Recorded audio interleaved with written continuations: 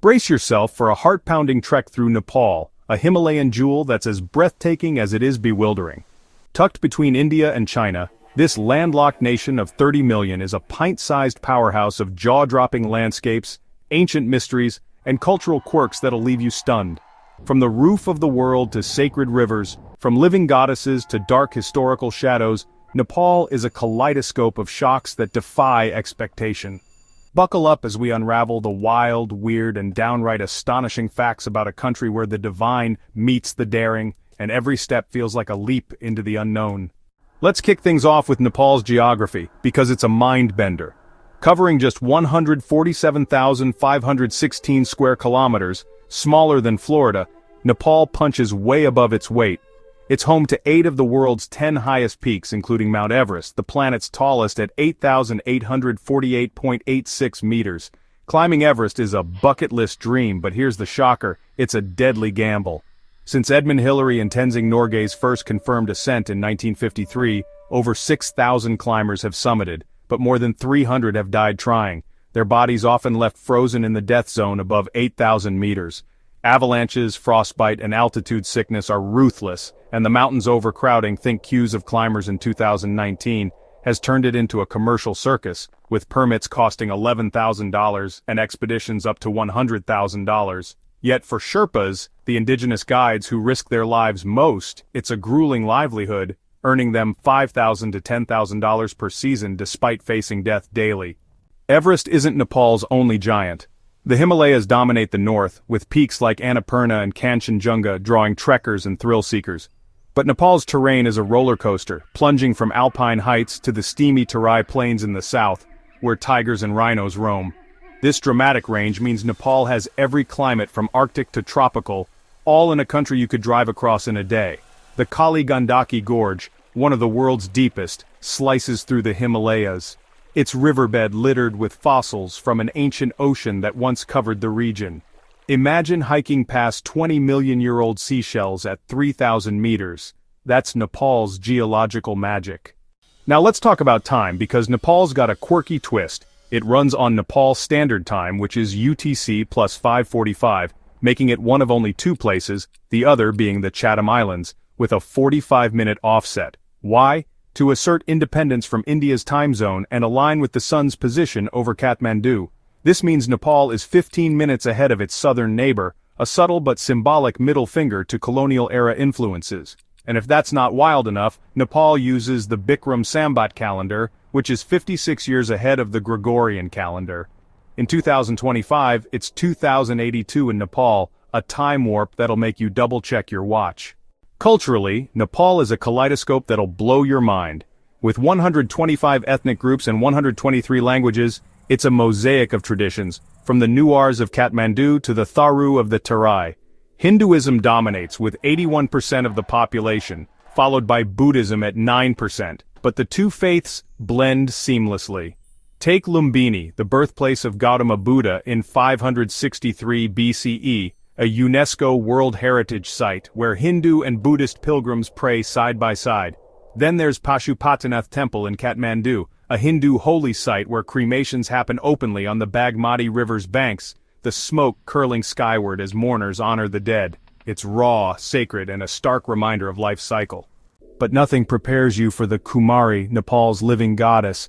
In Kathmandu, Bhaktapur, and Patan, prepubescent girls from the Nuar community are chosen as Kumaris, believed to be vessels of the goddess Taleju. They're worshipped, their feet never touch the ground outside ceremonies, and they live in isolation until puberty, when they retire and a new Kumari is chosen. The selection process is straight out of a mystic tale. Girls must have 32 perfections, like a neck, like a conch shell, and a voice like a duck's. The last test?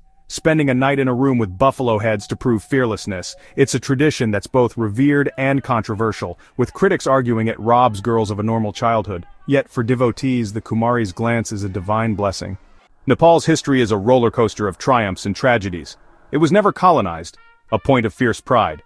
The Gorkha Kingdom, unified by Prithvi Narayan Shah in 1768, carved out modern Nepal through conquest, and its warriors, Gurkhas, became legendary for their bravery, serving in British and Indian armies to this day.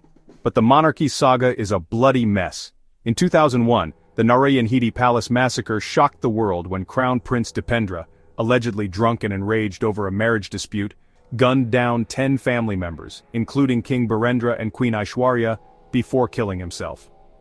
The official story is murky, with conspiracy theories blaming everyone from India to the CIA. The massacre ended the Shah dynasty's aura, and by 2008, Nepal abolished the monarchy, becoming a federal republic after a decade-long Maoist insurgency that killed 17,000. That insurgency is another gut punch. From 1996 to 2006, Maoist rebels waged a brutal war against the government, demanding land reform and an end to feudal oppression. Rural areas became battlegrounds, with child soldiers recruited and villages caught in the crossfire. The peace deal in 2006 brought Maoists into politics, but Nepal's democracy is shaky, plagued by corruption and ethnic tensions. The 2015 constitution, meant to unify the nation, sparked protests from Madhesi groups in the Terai, who felt marginalized, leading to a 5-month blockade by India that crippled fuel and food supplies. Nepal's politics are a high-stakes chess game, played at 1,400 meters above sea level. Natural disasters are Nepal's cruelest shocks. The 2015 Gorkha earthquake, magnitude 7.8, killed nearly 9,000 people, injured 22,000, and flattened centuries-old temples in Kathmandu's Durbar Square. Entire villages vanished under landslides, and Everest's base camp was hit by an avalanche that killed 22 climbers. Rebuilding has been slow. Many still live in temporary shelters, and Nepal's seismic risk remains high, sitting on the collision zone of the Indian and Eurasian tectonic plates. Monsoons add to the chaos, triggering floods and landslides that kill hundreds annually. In 2024, floods displaced thousands in Kathmandu, a stark reminder of Nepal's vulnerability. Economically, Nepal is a paradox. It's one of Asia's poorest nations, with a per capita GDP of $1,400, yet it's rich in potential. Hydropower could make it the battery of the Himalayas, with rivers like the Koshi generating enough energy to export to India and Bangladesh. But corruption and red tape stifle progress, and only 2% of the potential is tapped.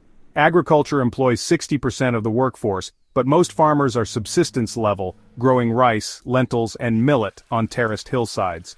Remittances from Nepalese abroad, nearly 10% of the population, account for 25% of GDP, with workers in Qatar and Malaysia sending home $8 billion annually. Tourism is another lifeline, with 1.2 million visitors in 2023 flocking to Everest, Annapurna, and Chitwan National Park.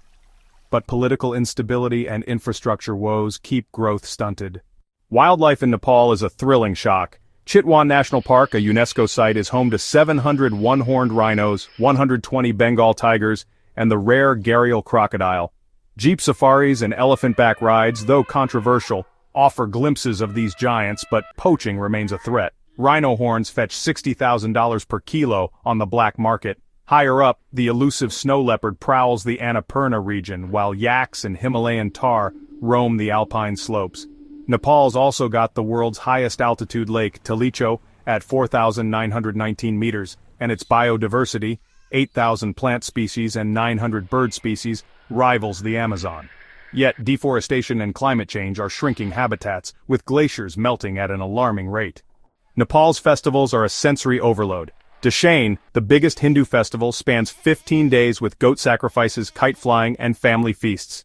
Tihar, the festival of lights, sees dogs and cows worshipped alongside siblings, with marigold garlands and oil lamps glowing everywhere. But the Gadamai festival in Bariarpur is a blood-soaked spectacle. Every 5 years, thousands of buffaloes, goats, and pigeons are sacrificed to the goddess Gadamai, drawing 5 million devotees despite animal rights protests. In 2019, over 18,000 animals were killed, a ritual that's both sacred and shocking to outsiders. Food in Nepal is a delicious jolt. Dal bhat, the national dish, is a hearty plate of lentil soup, rice, and curried veggies, eaten twice daily by most. Momos, steamed dumplings stuffed with meat or veg, are a street food obsession, while sel roti, a rice flour donut, is a festival treat. But here's the kicker.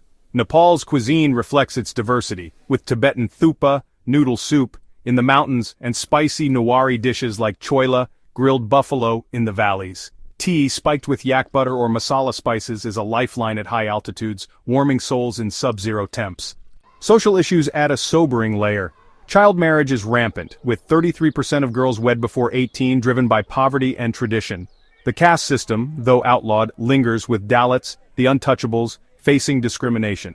Women's rights are progressing. Nepal's had female presidents and justices, but domestic violence and human trafficking are rife, with 20,000 girls trafficked annually to India's brothels. Education is another struggle. 80% of kids attend primary school but only 60% reach secondary, and rural schools lack books and teachers. Yet, Nepal's youth are pushing back, with activists like Greta Thunberg-inspired Prakriti Mala advocating for climate action. Nepal's quirks keep coming.